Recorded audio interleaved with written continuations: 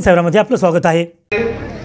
आता अशोकरावांची कन्या निवडणूक लढवली आहे, इकडे त्या निवडून येतीलच, त्यांचंही भविष्य उज्ज्वल आहे अशा शुभेच्छा मी त्यांना देतो। खरं म्हणजे अशोकराव आपल्याला बिलकुल चिंता करण्याची गरज नाही। हा भोकर हा मतदारसंघ ज्या हा मतदारसंघ हा आपला बालेकिल्ला आणि त्यामुळे तुमचं गेल्या अनेक वर्षांचं काम, शंकररावांचं काम आणि महायुतीचं काम या ठिकाणी आपला विक्रमी विजय मिळवून दिल्याशिवाय राहणार नाही। आणि आपल्या घरचा वारसा समर्थपणे सांभाळण्याचा श्री विजया काम करते।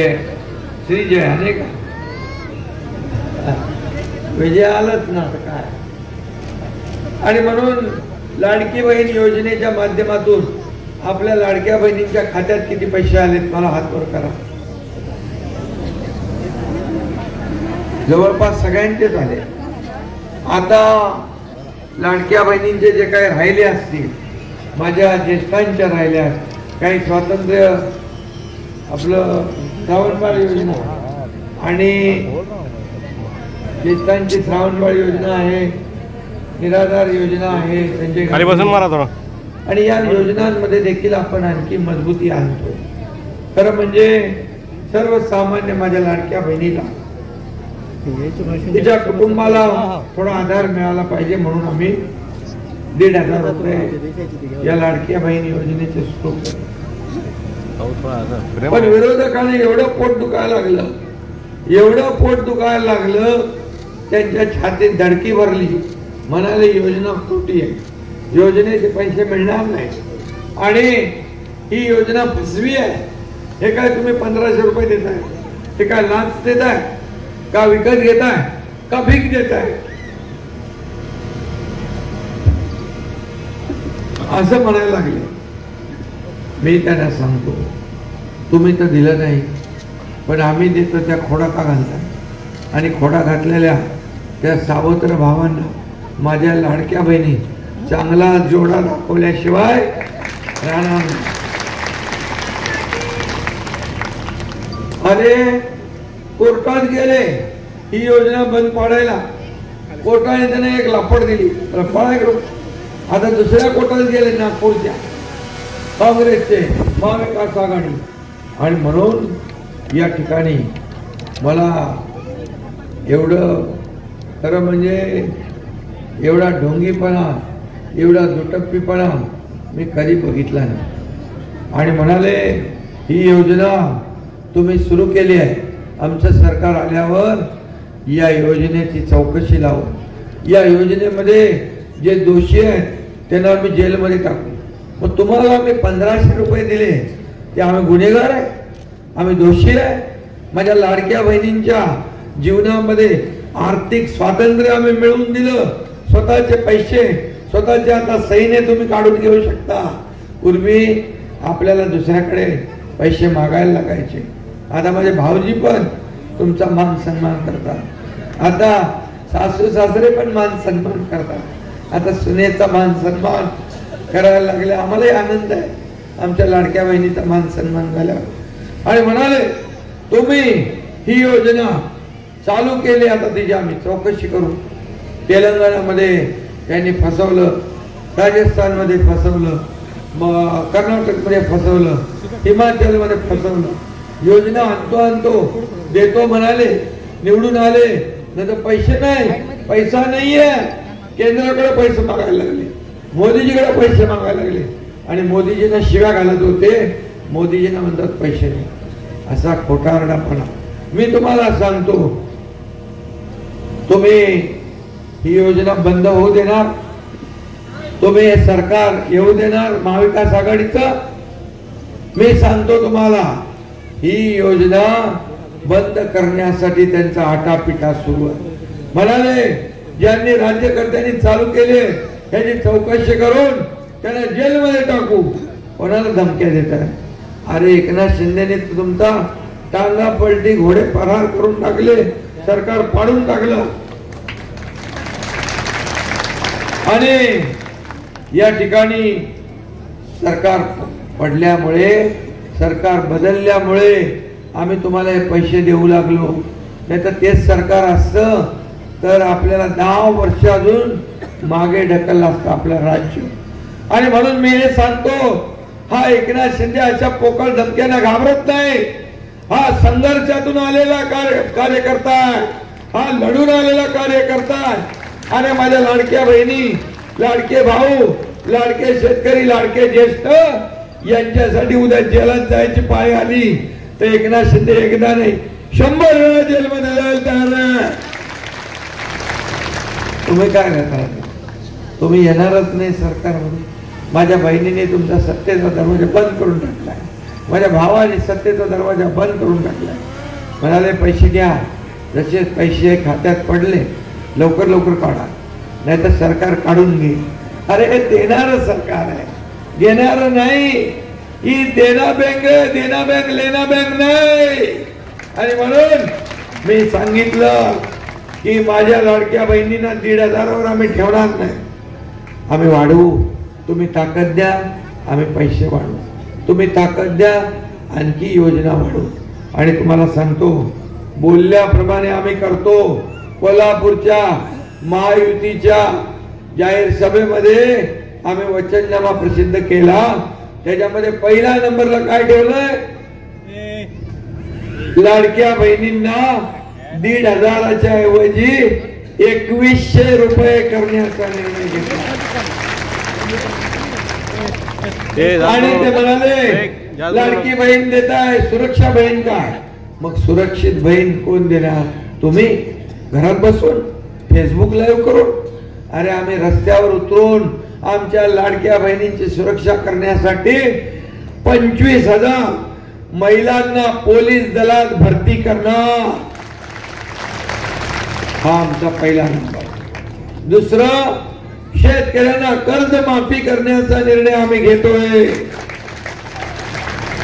शेतकरी सन्मान योजना जी 12,000 मिळते ना, 6,000 मोदी साहेबांची, 6,000 आपली, त्या 12,000ची आता आम्ही 15,000 रुपये करतो. या राज्यामध्ये एकही माणूस भुकेला उपाशी राहता कामा नये म्हणून आम्ही प्रत्येकाला अन्न, वस्त्र, निवारा, रोटी, कपडा, मकान देण्याचा निर्णय घेतला. हा ऐतिहासिक निर्णय. वृद्धांना, ज्येष्ठ जे लोक आहेत, काही तू बोलली ना, त्याचं 1,500चे त्यांचे पण 2,100 रुपये आपण करण्याचा निर्णय घेतला. जीवनावश्यक वस्तूंचे भाव स्थिर करण्याचा निर्णय आपण घेतला.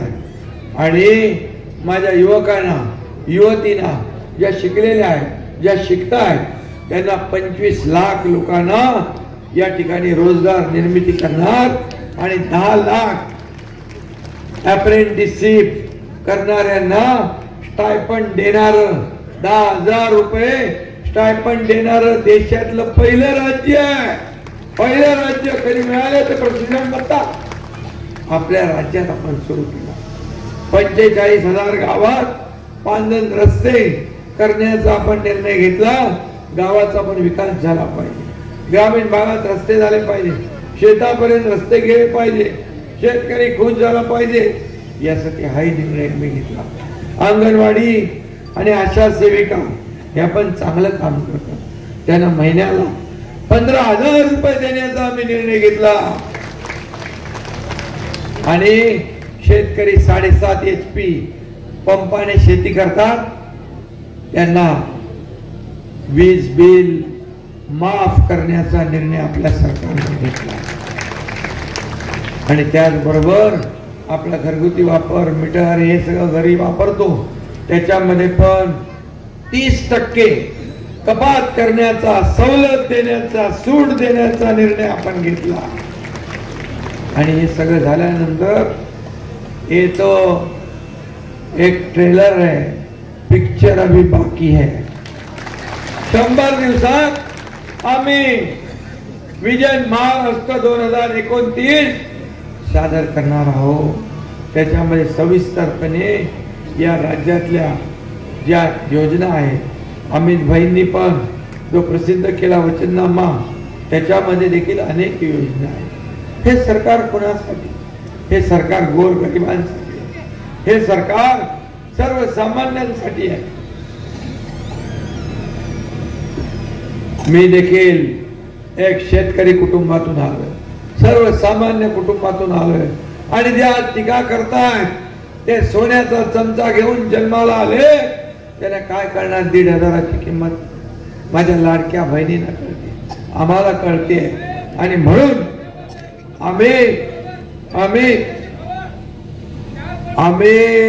त्याला इकडे घ्या, बोलून घ्या, ये अरे ये ना इकडं, ये इकडे, बिल तुझं काम करतो ये. आणि 0 बिल आपण 0 बिल पाठवतोय आता शेतकऱ्यांना, 0 बिल. आणि म्हणून आज आपल्याला सरकार जे आहे हे लोकांचं ऐकणारं सरकार आहे. आता बाबा आला त्याचं ऐकलं मी, आम्ही ऐकणारं सरकार आहे, बहिरं सरकार नाही, मेरी आवाज सुनो म्हणणारं सरकार नाही. आणि म्हणून हे सर्वसामान्य, हे बाबा त्याला काय करू नका, त्याला इकडे. आणि तुम्हाला मी सांगतो, या राज्यामध्ये सर्वसामान्य माणसाच्या आयुष्यामध्ये चांगले दिवस आले पाहिजे, दिवस बदलले पाहिजे, त्याला सुख समृद्धी मिळाली पाहिजे. आणि म्हणून आपले अशोकराव, आम्ही पण बघा 2 वर्षापूर्वी उठाव केला, संघर्ष केला, आणि सर्वसामान्यांच्या मनातलं सरकार स्थापन झालं. आणि अशोकरावांनी पण उठाव केला, ते देखील, पण ते हळूहळू तेही सोबत आले विकासाच्या मुद्द्यावर. आणि आज राज्यामध्ये जे बंद पडलेले प्रकल्प जे आहेत ते आम्ही सुरू केले. महाविकास आघाडीने काय केलं? हे बंद, ते बंद, अमकं बंद. बंद पाडणार सरकार, बंद सम्राटच मुख्यमंत्री असल्यावर काय उघडणार? आता म्हणतात आमचं सरकार आल्यावर आम्ही हे बंद करू, ते बंद करू, अमकं बंद करू, तमकं बंद करू. अरे चालू काय करणार ते सांगा. सरकारचं काम असतं लोकांना सुविधा द्या, लोकांच्या जीवनामध्ये आनंद द्या. आज माझ्या लाडक्या बहिणींच्या चेहऱ्यावर मी राज्यभरात जातोय, एक वेगळा आनंद पाहायला मिळतो. का नाही द्यायचं त्यांना? म्हणाले आमचं काँग्रेसवाले आले, म्हणाले आम्ही आल्यावर सरकार बंद करू, योजना बंद पाडू. मी त्यांना सांगतो, कुणाचाही मायकाला आला तरी माझी लाडकी बहीण योजना बंद पडू देणार नाही. लाडक्या भावांची प्रशिक्षण योजना बंद पडू देणार नाही. शेतकऱ्यांची कर्जमाफी बंद पडू देणार नाही. तुम्हाला मी सांगतो सरकार किती संवेदनशील आहे. रात्री 12:30 वाजता एक बातमी टीव्हीवर बघितली, एका मुलीने आत्महत्या केली. कशासाठी? ती इंजिनिअरिंग मध्ये शिकत होती. 50% फी आपण भरत होतो सरकार, आणि 50% पालकांना भरायची होती. पण 50% पालक भरू शकत नव्हते. आपला भार आपल्या वडिलांवर नको म्हणून तिने आत्महत्या केली. मी लगेच 1:30 वाजता रात्री संबंधित मंत्र्यांना फोन केला. मी म्हणालो, आपल्या राज्यात शिक्षणासाठी एक मुलगी आत्महत्या करते, आपल्याला हे शोभणार नाही. मला ताबडतोब प्रस्ताव बनवा, ज्यांना डॉक्टर, इंजिनियर, वकील, MBA, फायनान्स जे काही शिकायचं आहे त्याला 100% फी माफ करण्याचा निर्णय. हे सरकारचं काम, हे सरकारचं काम. आणि हे सरकार मी तुमच्यातलं आहे. मी CM म्हणजे चीफ मिनिस्टर समजत नाही, मी CM म्हणजे कॉमन मॅन समजतो. आणि म्हणून सर्वसामान्य माणसाची वेदना, दुःख जाणून घेऊन काम करतो. बघा मगाशी एक माझा दिव्यांग आला होता, त्याला मी बोलवलंय. आता एक आलाय काहीतरी बिल घेऊन, त्याचंही मी खताचे भाव वाढले म्हणून खताचे भाव आणि या राज्यामध्ये जेवढी सबसिडी द्यायची आहे तेवढी सबसिडी देण्याचं काम केंद्र सरकारला पण सांगणार, राज्य सरकार पण करणार. आता सोयाबीन आणि सगळं कापूस माहिती खरेदी केंद्र वाढवतो आपण आणि आपण निर्णय घेतलाय भावांतर योजना सुरू करायची. म्हणजे भाव पडले तर ते भाव गॅप जो आहे तो भरून देण्याचा निर्णय आपल्या सरकारने घेतला. त्यामुळे सोयाबीनच्या शेतकऱ्यांनी कापसाच्या शेतकऱ्यांनी चिंता करण्याची गरज नाही. मोदी साहेबांनी पण या ठिकाणी सांगितलं की शेतकऱ्यांना वाऱ्यावर सोडणार नाही, ही योजना देखील आपण करतो. आणि म्हणून तुम्हाला माझी एकच विनंती आहे की आपले दोन उमेदवार आहेत. एक आहेत आपले एक तर श्री जया चव्हाण, तिची तर ओळख तुम्हाला, आणि आपले लोकसभेचे पोटनिवडणूक उमेदवार डॉक्टर संतुकराव हंबर्डे यांना देखील आपल्याला प्रचंड मताधिक्याने विजय करायचा आहे. कारण खासदार पण आपला आणि आमदार पण आपली ताई, हे दोन्ही एकत्र जेव्हा असतात तेव्हा केंद्र आणि राज्य सरकारच्या योजना आपल्याला एकत्रितपणे पुढे नेता येतात. डबल इंजिनचे सरकार असल्यामुळे आपल्याला त्याचा फायदा होतो. तुम्हाला मी सांगतो, हे मोदीजींना शिव्या देतात. आता मोदीजींनी हे योजना केल्या, आपण लाडकी बहीण योजना केली, त्या जातपात ठेवले, सगळ्यांना देतो ना आपण, सगळ्या धर्माला देतो, कोणालाही वगळलं नाही. हिंदू, मुसलमान, शीख, ईसाई सगळे लोक त्या योजनेमध्ये आपण घेतले, कोणालाही डावललं नाही.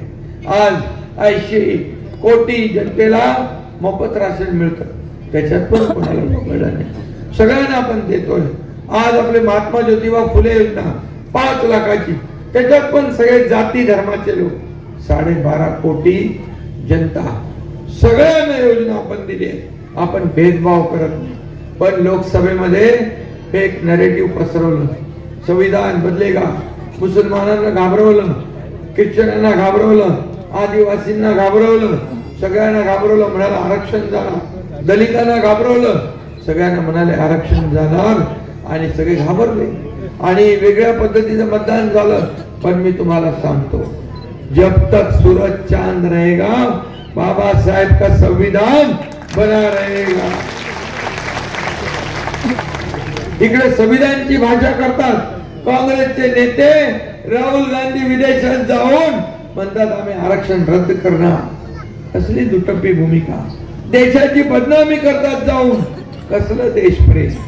अरे आज काही असू द्या, आज आपल्या देशाचं नाव जगभरामध्ये मोठं करण्याचं काम या ठिकाणी आपल्या प्रधानमंत्री मोदींनी केले. त्याची वाहवा करायचं सोडा, पण त्यांना तुम्ही आरोप करता, आरोपीच्या पिंजऱ्यात उभे करता. ते जात पात धर्म काही मानत नाही, माणुसकी हा धर्म मानून आपण काम करतो. ते असं सरकार तुम्हाला कुठं भेटणार, एवढ्या योजना देणारं सरकार कुठं भेटणार. आज आम्ही समृद्धी हायवे केला, त्यालाही विरोध केला महाविकास आघाडीने. आपण जालना नांदेड पण रस्ता आपण त्याच्यात घेतला, आणि आपण विकास पण करतोय, उद्योग पण आणतोय आणि योजना पण करतोय. मला सांगा, एवढ्या योजना कधी तुम्ही तुमच्या आयुष्यामध्ये बघितल्या होत्या? एवढ्या योजना देताना कधी लाडक्या बहिणीच्या खात्यात पैसे पडले होते? कधी लाडक्या भावाला प्रशिक्षण भत्ता मिळाला होता?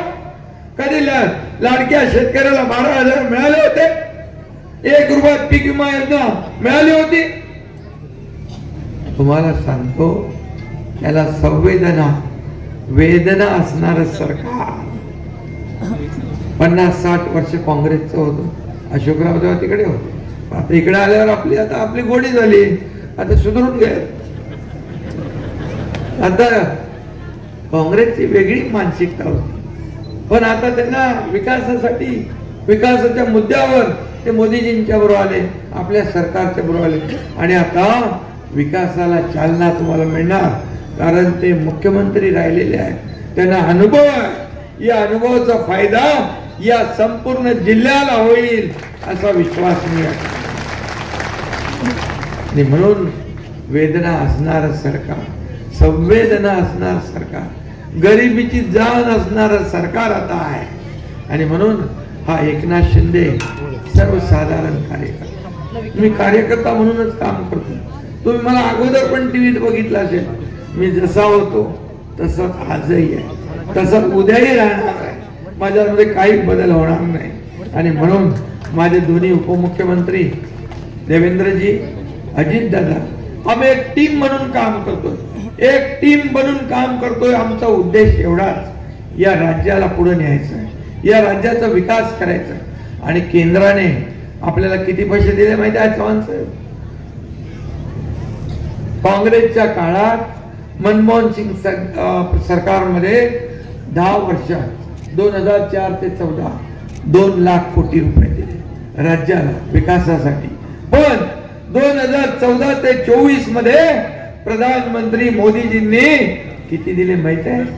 10 लाख कोटी, 10 लाख, दुप्पट तिप्पट ने 5 पट.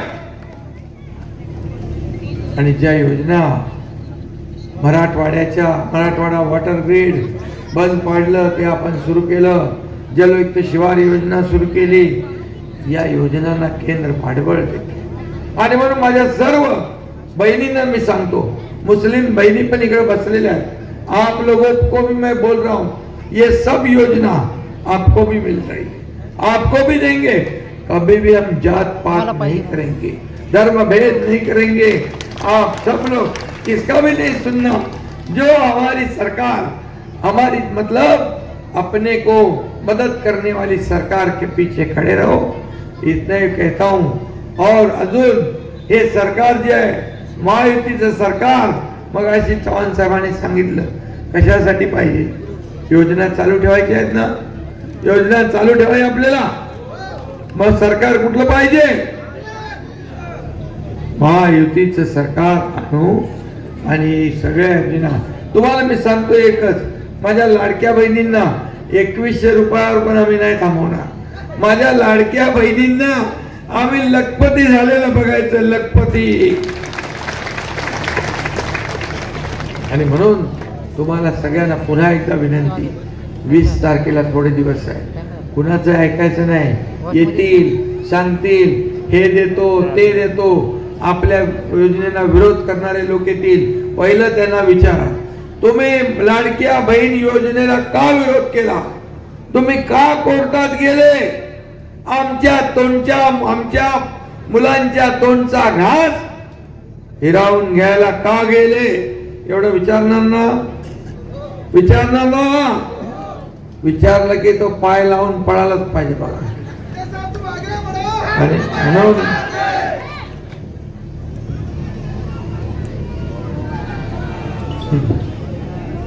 आणि म्हणून मी आपल्याला सगळ्यांना मनापासून धन्यवाद देतो.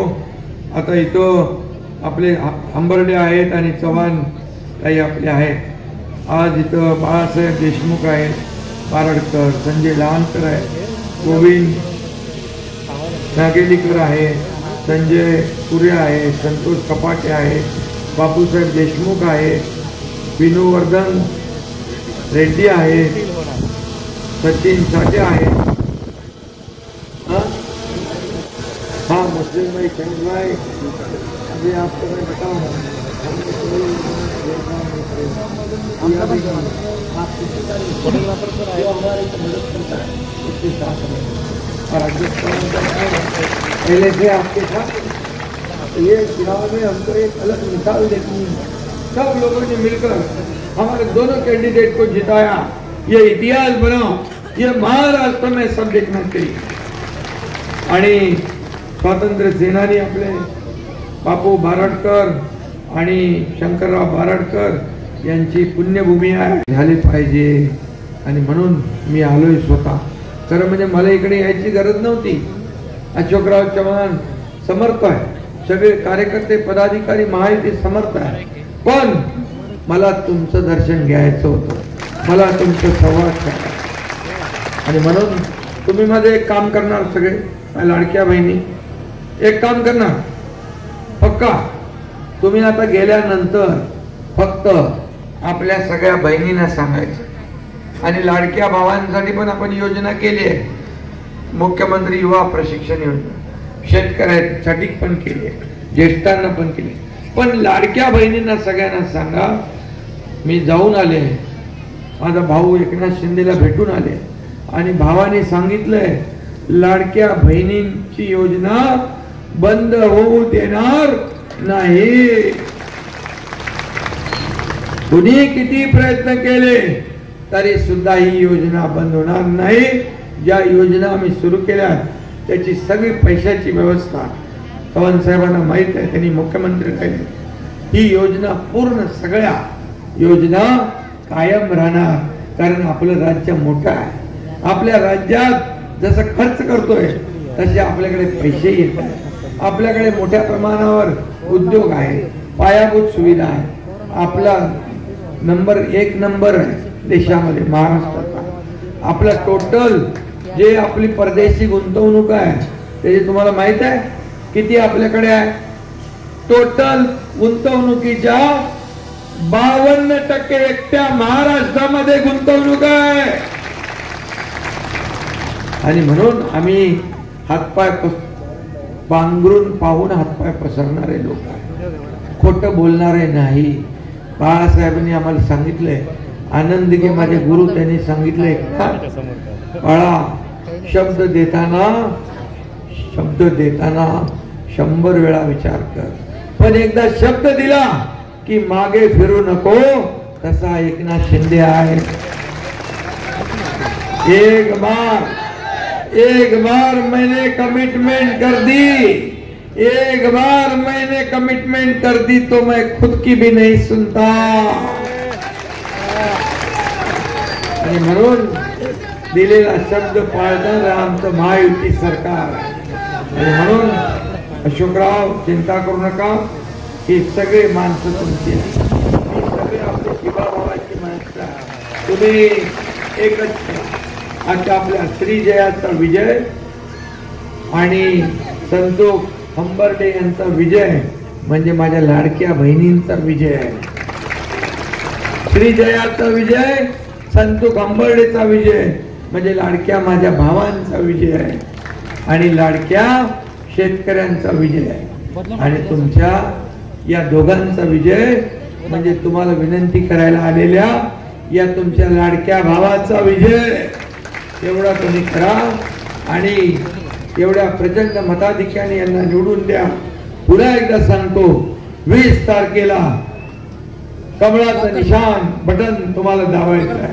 जिकडे धनुष्यबाण असेल तिकडे धनुष्यबाण दाबायचं आहे, जिकडे घड्याळ असेल तिकडे घड्याळ दाबायचं आहे आणि आपली महायुती विजयी करायची आहे. आणि 23 तारखेला फटाके आणि गुलाल उधळायला हा एकनाथ शिंदे देखील तुमच्या या विजयामध्ये सामील होईल असा विश्वास व्यक्त करतो. धन्यवाद. जय हिंद, जय महाराष्ट्र.